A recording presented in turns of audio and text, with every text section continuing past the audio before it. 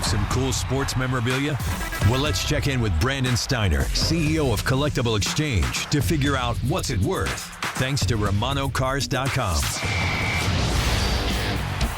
From Collectible Exchange, it's Brandon Steiner. What's it worth is the segment here. The phone number is 424-8599, or if you'd like, you can text in at 605-8874. If you have an item that you'd like Brandon to take a look at and talk about, by all means call or share that information. Brandon, how are you today? I'm doing great. I cannot believe the roller coaster ride that we are experiencing in New York sports. Right. Just when I think the Yankees have figured it out, we drop two, and it looks like a Little League game going on over there in the Bronx. Just when I think that Syracuse football's back, we drop a heartbreaker to Stanford. Yeah. I'm just not sure. My heart has got this crack in the middle of it where it's not. I'm hoping it's going to heal because I'd like to see some meaningful sports. And boy, it's just been really interesting how nothing is predictable. I don't think this baseball season, how it's going to end, is predictable. I'm hoping that this Syracuse football will end in a good way, and hopefully we'll pick up the pieces from that loss. But I was just thinking before I came on, I'm like, geez, there's just nothing that I thought was going to happen seems to happen. But let's hope. I'm hoping. Let's hope. A couple items for you, Brandon. One we actually maybe talked about a week or so ago, but when Shohei Ohtani hit home run number 50, and then the guy caught it in the stands in Miami, and we wondered out loud at the time, would that be something that a collector would get, or it would end up in Cooperstown? Turns out it's being auctioned off, I think, starting tomorrow, or that's when the auction is. And I don't know if it's a starting bid or if it's just what people think it's going to get or what the guy is trying to get for it. But the $500,000 mark seemed to be a goal or a starting point. Does that sound realistic? No. Who's auctioning it? Do you remember the auction house? That I don't know. We could probably find it here for you. Who is it? Golden? Yeah, that's Ken typical Golden. It makes that kind of promise, but then can't deliver like he did with the ball that Aaron Judge's home run record breaker. But he's notorious for that. I don't think he's getting the $500,000. But you have the Japanese market, the Japanese money in there. Maybe that comes into play. Maybe there's somebody who wants the PR more than the ball. But that ball that's not a $500,000 ball. Sorry. But again, that's my opinion. Soon we'll tell. But my guess is that won't get $500,000 because he's going to hit another home run this week if he hasn't already, and he's going to hit a home run this weekend, and that's going to be the record. So it's like kind of make hay while the sun is out. If you're that guy, if somebody's willing to pay whatever, then I wouldn't have started the opening bid at $500,000, but you never know. The Japanese market is a wild market, the way they feel about, especially in Ohtani, and maybe things can spiral and take off. Good idea that the guy took the ball out of that stadium and didn't just give it up. Love that he did that. Love that he's selling it right away, which he's doing. So he's following two things that I always recommend to people when they're in a stadium and they get something like this. The team is always going to press you to get it. Don't give it.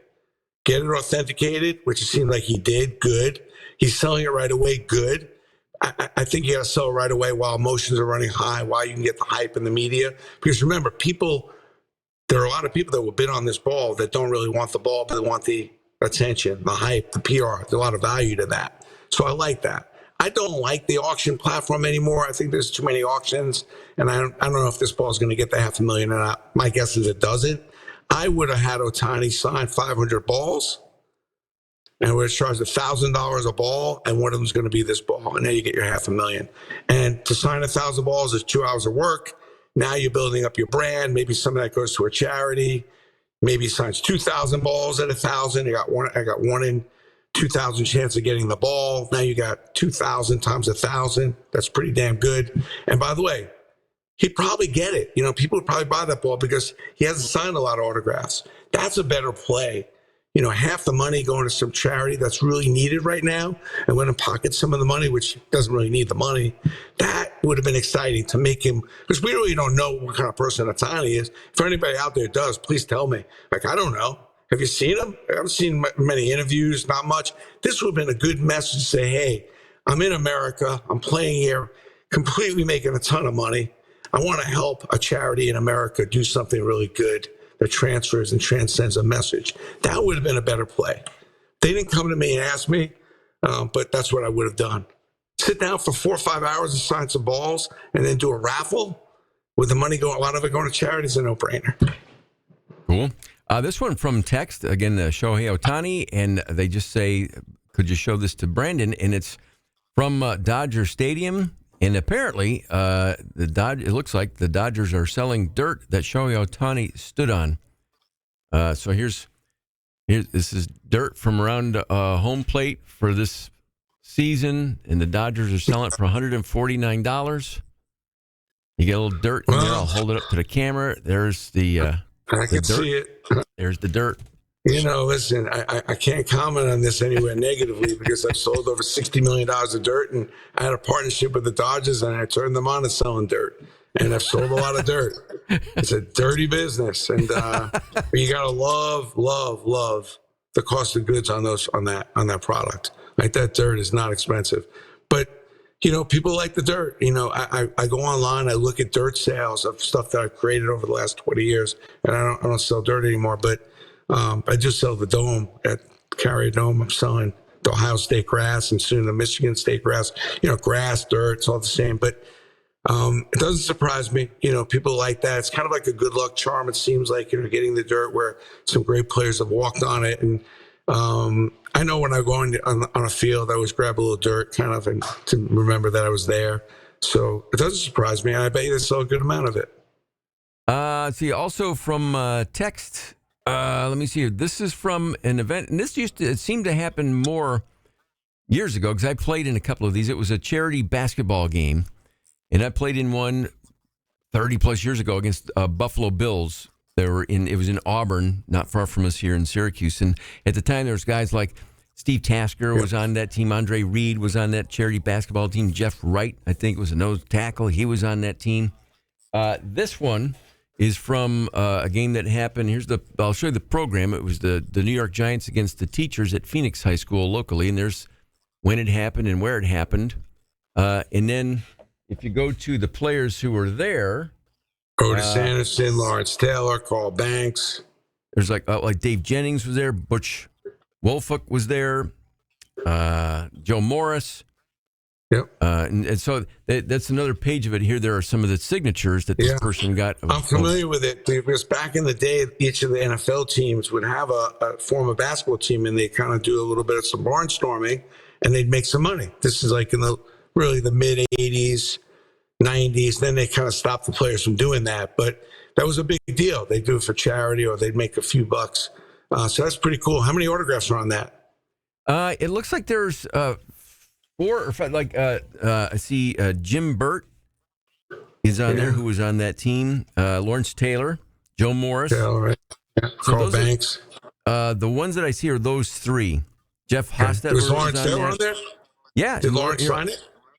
Yes, he did. Here, let me hold that up for you. Yeah, cool. I don't know if it might go sideways on me because it came in sideways. Yeah. Here, but anyway, that's cool. I see it. Yeah, that's cool. I remember those days. I remember booking some of the teams to go play locally.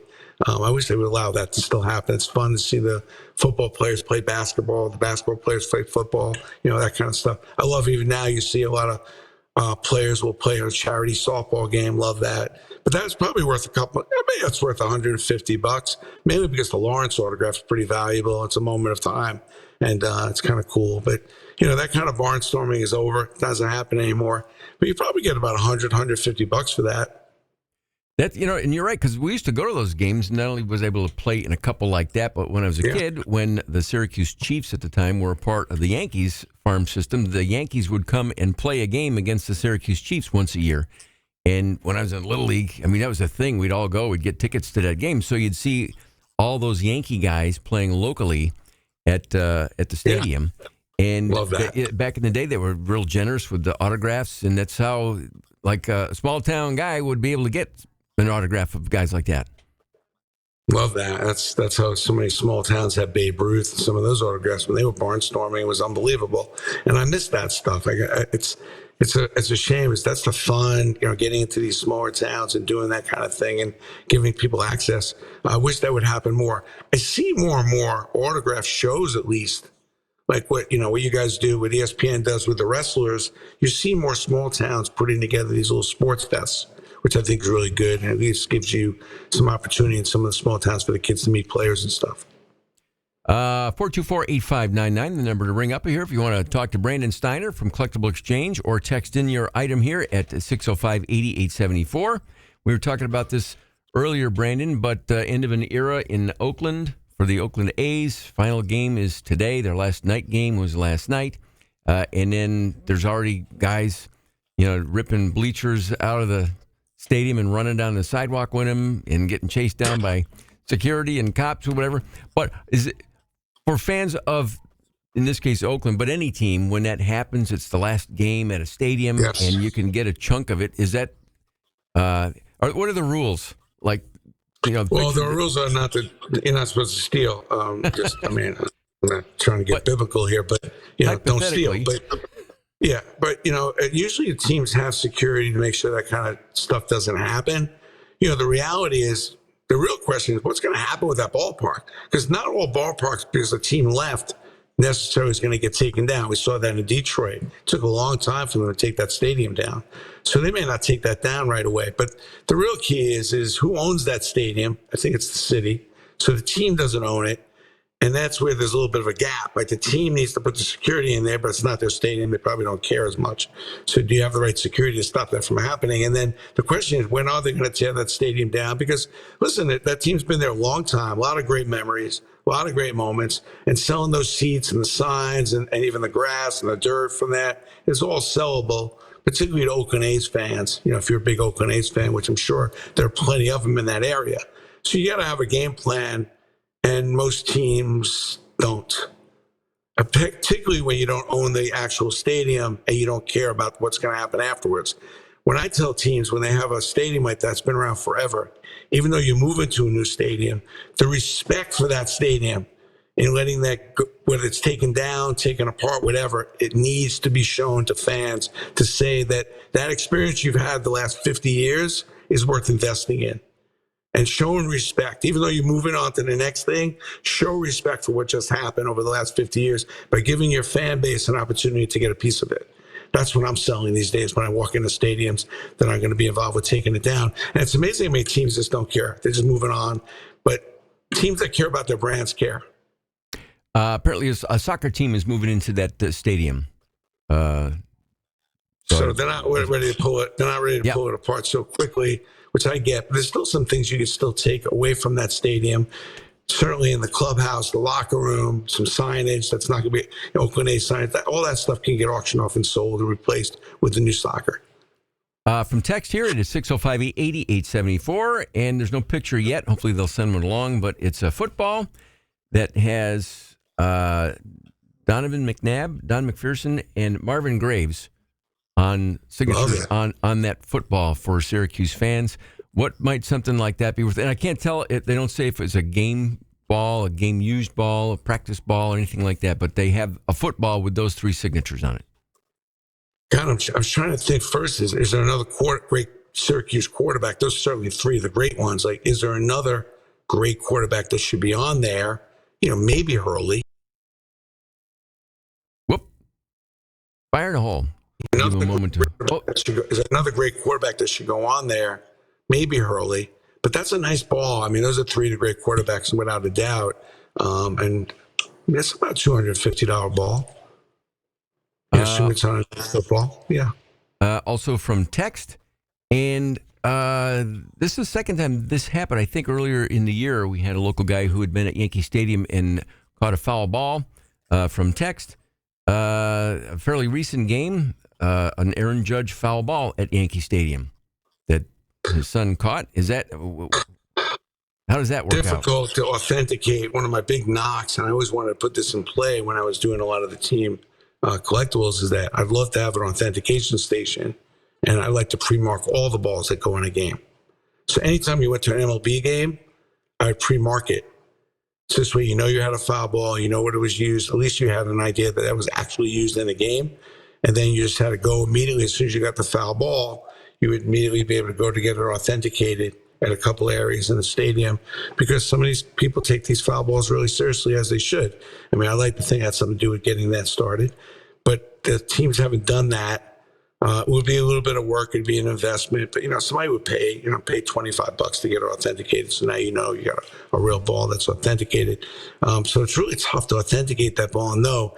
But in today's world, particularly with the Yankees, you could take that ball, as crazy as it is, and possibly photo match it and find that at bat and find that ball and go get a picture of Really that little sequence where he's actually about to foul tip the ball and see the marks of the ball. So if there was a monumental moment, it would take a little bit of time and money to do it, but you can actually authenticate that ball by photo matching it and find the marks in the ball that was used in that sequence. Worth it? Probably not, but yeah, for a foul ball, just it wasn't a monumental worth saving. It's a cool souvenir from Aaron Judge in the Yankee Stadium, and it's probably just kind of hang on to it and keep it as a nice keepsake. Yep, I got a whole bunch of foul balls from a whole bunch of situations with my son. I sat in the first row, and what I would do is I'd write down like who fouled it off. This is 20, 30 years ago, and he's got them all in his room. And I don't know. I mean, being that I'm Steiner, I guess I could authenticate those to some degree, but I just remember like even at a playoff game, A-Rod went into left field and caught a fly ball to end the inning, and he sprinted over. We didn't know A-Rod, but he sprinted right over to my son and just handed him the ball. It's one of my favorite foul ball stories. But it's nice when players give the balls up and find kids in the stands to give it to. I wish there was just a way to authenticate them so the kids can. In this day and age, unfortunately, your word is not good enough, but crazy. That's Brandon Steiner from Collectible Exchange. What's it worth? And good stuff, Brandon, as always. And a couple of thanks and thumbs up from folks who are texting in. So appreciate that, as always. And I may be coming in either this week or next week to come in studio. All right. I'm working on either this Monday or the following Tuesday. All right, we'll be in. And I'm going to be taking over the booth. I'll let you talk a little bit, Gomez. Thank you, Brandon. But I'm looking forward to going in studio. I got to go see Ed Levine, make sure we see what the future of ESPN Syracuse is, and I got a couple good ideas of some promotions I want to do with him. So I'm hopefully going to get into Syracuse and rattle everything up and maybe get into the studio with you. So look forward to that. For everybody out there, have your questions ready. Hopefully I can spend maybe an hour in the studio and we can rock through a bunch of stuff along with playing some good music and everything else. Brandon, thanks. We'll talk to you